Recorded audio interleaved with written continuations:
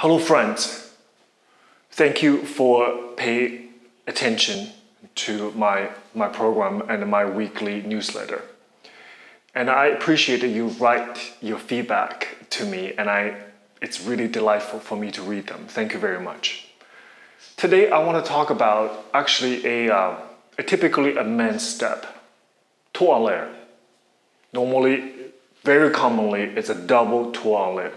You jump in the air, 2 turns, and you land.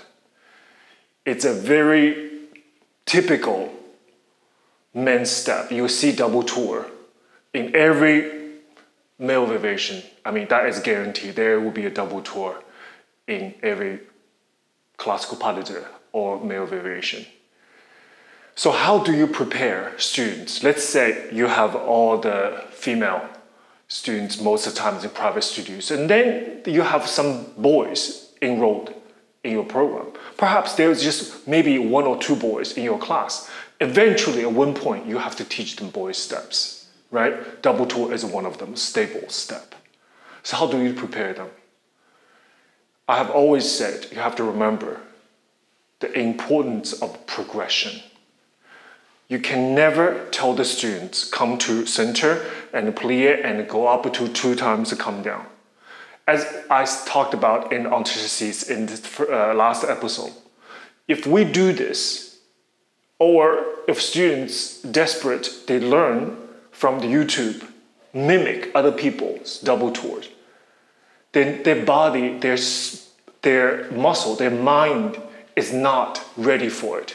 So therefore, the problem is to develop bad habits, and then they become a headache, because then they're gonna spend the rest of their career to fix that problem. So let's solve that problem. Let's eliminate the problem from the very beginning, how we introduce double tour to the boys. First of all, progression. The age-old question, 5th position, do you go up like somersault and you change the last possible second, or you go up right away? Please go up, change the feet right away. On the way up, as tight as possible, if you start with the right foot, as tight as possible, put the left foot in front immediately. Now, all you have to do when you land, nothing to worry about, you land in the 5th position. Because the other way, if you go up as a somersault, the complicated a moment arrives when you have to land the 5th position. Imagine you have to land a clean 5th, you have to worry about changing the feet. Not helpful. Go up right away, change. So a couple of things you can do right away from the bar. So I will always start with 2 hands on the bar, like this. I will go to plie, then I will change, land. Again, plie, change, land. Plie, change, land. Plie, change, land. Right away. You do that for a while, yeah? Then you can start with the 2 hands on the bar. You do plie, change, land. You see, I did a quarter. Again, plie, change, land. Not necessarily use a hand to push the ball, but having a ball there to stabilize when you land. After you do that for a while, it's time to come to the center. Simple. Don't go up to releve. Don't do this. Just from 5th position. You go plie, change, land. Left side. Plie, change, land. Make sure you take the time. When the students, if they do this to 5th position, correct them right away. Plie has to be deep and slow enough for the muscle to engage. For your plie, for your leg to feel the pressure of the plie. I call it something to work with. Don't do this. This is too short. After all, your body is not a computer. It is not something mechanical. You push the button, it changes. No.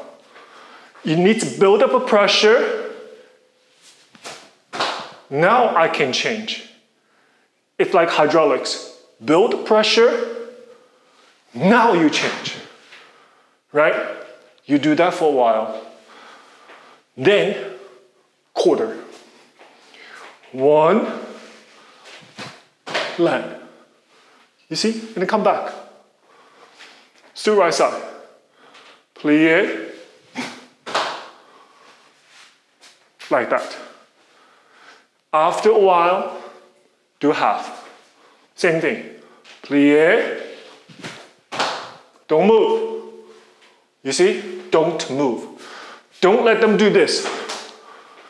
Do hold, fix it.